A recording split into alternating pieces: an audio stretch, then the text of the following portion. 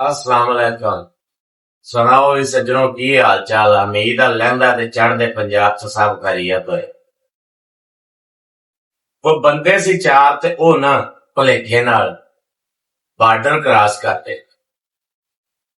जदों उन्होंने border cross कीता ना ते अगले मुल्क वालियां दी पुलिस ने फड़ के ते उन्हां नूं जेड़ा सी ना जेले दे छड्डिया। जो ते जेले दे छड्डिया उत्थों दे बादशाह कोल पेश कीता ते उन्हें भी क्या जेल दे दित्ती। ਜਦੋਂ ਜੇਲ੍ਹ ਦੇ ਵਿੱਚ ਰਹਿਣ ਸਹਿਣ ਲੱਗ ਪਏ ਉਹਨਾਂ ਦੇ ਤੌਰ ਤਰੀਕੇ ਉਹਨਾਂ ਦਾ ਰਹਿਣਾ ਸਹਿਣਾ ਬਹੁਤ ਅੱਛਾ ਜੇਲਰ ਨੂੰ ਲੱਗਾ ਤੇ ਜੇਲਰ ਨੇ ਬਾਦਸ਼ਾਹ ਸਲਾਮਤ ਨੂੰ ਦੱਸਿਆ ਬਾਦਸ਼ਾਹ ਸਲਾਮਤ ਉਹ ਜਿਹੜੇ ਫਲਾਣੇ ਚਾਰ ਬੰਦੇ ਸੀ ਨਾ ਉਹ ਬਹੁਤ ਹੀ ਅੱਛੇ ਔਰ ਬਹੁਤ ਸਮਝਦਾਰ ਬੰਦੇ ਨੇ। ਉਹਨਾਂ ਨੇ ਕਿਹਾ ਵੀ ਕੱਢੋ ਉਹਨਾਂ ਨੂੰ ਲਿਆਓ ਮੇਰੇ ਕੋਲ ਪੇਸ਼ ਕਰੋ। ਜਦੋਂ ਉਹਨਾਂ ਨੂੰ ਕੱਢ ਕੇ ਲਿਆਣ ਕੇ ਪੇਸ਼ ਕੀਤਾ ਗਿਆ ਨਾ ਤੇ ਬਾਦਸ਼ਾਹ ਨੇ ਉਹਨਾਂ ਨੂੰ ਨਾ ਇੱਕ ਬੁੱਕ ਕਣਕ ਦਾ ਦਿੱਤਾ। ਉਹਨੇ ਕਿਹਾ ਵੀ ਮੈਨੂੰ ਇੱਕ ਗਿਫਟ ਆਈ ਹੈ ਕਿਸੇ ਬਾਦਸ਼ਾਹ ਨੇ ਆਪਣੀ ਸਲਤਨਤ ਦੇ ਵਿੱਚੋਂ ਦੂਸਰੇ ਮੁਲਕ ਦੇ ਵਿੱਚੋਂ ਮੈਨੂੰ ਇੱਕ ਗਿਫਟ ਆਇਆ ਤੇ ਇਹਦੀ ਪਹਿਚਾਣ ਕਰਕੇ ਦੱਸੋ ਵੀ ਕਿਸ ਤਰ੍ਹਾਂ ਦੀ। ਤੋ ਜਿਹੜੇ ਚਾਰੇ ਬੰਦੇ ਸੀ ਨਾ ਉਹਨਾਂ ਨੇ ਉਹ ਬੁੱਕ ਕਣਕ ਦਾ ਫੜ ਕੇ ਤੇ ਪਹਿਚਾਣ ਕੀਤੀ ਤੇ ਉਹਨਾਂ ਨੇ ਕਿਹਾ ਵੀ ਬਾਦਸ਼ਾਹ ਸਲਾਮਤ ਕਣਕ ਵਾਕਈ ਨਸਲੀ ਹੈ ਲੇਕਿਨ ਇਹ ਗਾਈ ਜਿਹੜੀ ਹੈ ਨਾ ਖੋਤਿਆਂ ਨਾਲ ਇਹ ਜਦੋਂ ਗਾਈ ਹੈ ਨਾ ਉਦੋਂ ਇਹਦੇ ਤੇ ਖੋਤੇ ਛੱਡੇ ਗਏ।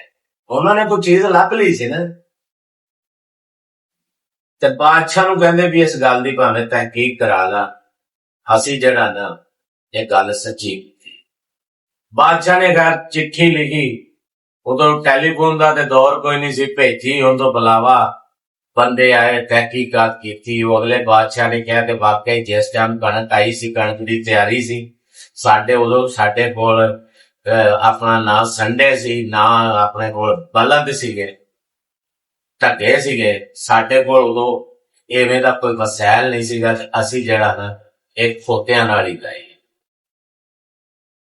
ਉਹ ਕੁਝ ਦਿਨ ਗੁਜ਼ਰੇ ਤੇ ਬਾਦਸ਼ਾਹ ਨੇ ਇਸੇ ਤਰ੍ਹਾਂ ਇੱਕ ਹੋਰ ਸਵਾਲ ਕੀਤਾ ਉਹ ਸੱਚੇ ਨਿਕਲੇ।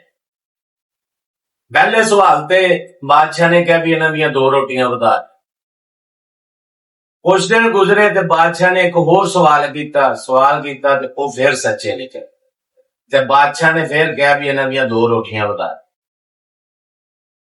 ਕੁਝ ਅਰਸਾ ਗੁਜ਼ਰਿਆ ਤੇ ਬਾਦਸ਼ਾਹ ਨੇ ਇੱਕ ਹੋਰ ਸਵਾਲ ਕੀਤਾ ਇਸੇ ਤਰ੍ਹਾਂ ਦਾ ਤੇ ਉਹ ਚਾਰੇ ਬੰਦੇ ਫਿਰ ਸੱਚੇ ਨਿਕਲੇ।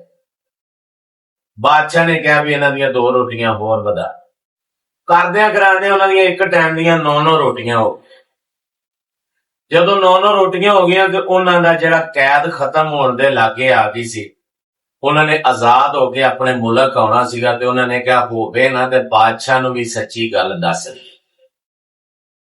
ਉਹਨਾਂ ਕਿਹਾ ਬਾਦਸ਼ਾਹ ਸਲਾਮਤ ਜੇ ਸਾਨੂੰ ਕੁਝ ਕਹੋ ਨਾ ਜੇ ਸਾਨੂੰ ਮਾਰੋ ਨਾ ਸਾਡੀ ਜਾਨ ਬਖਸ਼ੀ ਕਰੋ ਤੇ ਗੱਲ ਸੱਚੀ ਕਰੀਏ। ਉਹਨੇ ਕਿਹਾ ਵੀ ਕਰੋ। ਉਹਨਾਂ ਨੇ ਫਿਰ ਬਾਦਸ਼ਾਹ ਨੂੰ ਕਿਹਾ ਵੀ ਸੋਚ ਸਮਝ ਲੈ ਅਸੀਂ ਗੱਲ ਸੱਚੀ ਤੇ ਖਰੀ ਕਰਨ। ਖੈਰ ਬਾਦਸ਼ਾਹ ਨੇ ਮੁਕਮਕਾ ਕਰ ਲਿਆ ਗੱਲਬਾਤ ਕਰ ਲਈ। ਉਹਨਾਂ ਨੇ ਕਿਹਾ ਬਾਦਸ਼ਾਹ ਸਲਾਮਤ ਸਾਨੂੰ ਲੱਗਦਾ ਵੀ ਬਾਦਸ਼ਾਹਜ਼ਾਦਾ ਤੂੰ ਵੀ ਕੋਈ ਨਹੀਂ ਸ਼ਾਹਜ਼ਾਦਾ ਤੂੰ ਵੀ ਕੋਈ ਨਹੀਂ ਗਾ ਸਾਨੂੰ ਤੂੰ ਵੀ ਇੱਕ ਮਾਛੀ ਇੱਕ ਤੰਦੂਰ ਵਾਲੇ ਦਾ ਪੁੱਤਰ ਲੱਗਦਾ। ਬਾਦਸ਼ਾਹ ਨੂੰ ਖੈਰ ਬੜਾ ਗੁੱਸਾ ਆਇਆ। ਬਾਦਸ਼ਾਹ ਉੱਥੋਂ ਟੁਰਿਆ ਤੇ ਤੁਰ ਕੇ ਤੇ ਫੜੀ ਤਲਵਾਰ ਤੇ ਆਪਣੀ ਮਾਂ ਕੋਲ ਚਲਾ ਗਿਆ। ਮਾਂ ਨੂੰ ਕਹਿੰਦਾ ਕਿ ਗੱਲ ਸੱਚੀ ਦੱਸਣੀ ਹੈ ਗੱਲ ਸੱਚੀ ਦੱਸਣੀ ਹੈ ਵੀ ਮੈਂ ਬਾਦਸ਼ਾਹਜ਼ਾਦਾ ਹਾਂ ਜਾਂ ਕਿ ਮੈਂ ਕੋਈ ਤੰਦੂਰ ਵਾਲੇ ਦਾ ਜਾਂ ਮਾਛੀ ਦਾ ਪੁੱਤਰ। ਉਹਨੇ ਕਿਹਾ ਪੁੱਤਰ ਗੱਲ ਐਵੇਂ ਹੀ ਆ ਕਿ ਤੂੰ ਬਾਦਸ਼ਾਹ ਦੇ ਵਿੱਚੋਂ ਨਹੀਂ ਗਾ ਤੂੰ ਇੱਕ ਮਾਛੀ ਦੇ ਵਿੱਚੋਂ ਆ ਤੰਦੂਰ ਵਾਲੇ ਦੇ ਵਿੱਚੋਂ ਆ ਤੂੰ ਖਾਨਦਾਨੀ ਬਾਦਸ਼ਾਹਜ਼ਾਦਾ ਨਹੀਂ ਹੈ।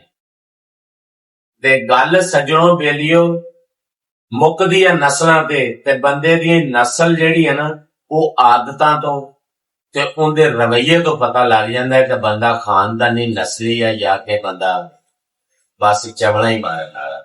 ਹੱਸਦੇ ਰਹੋ ਤੇ ਵਸਦੇ।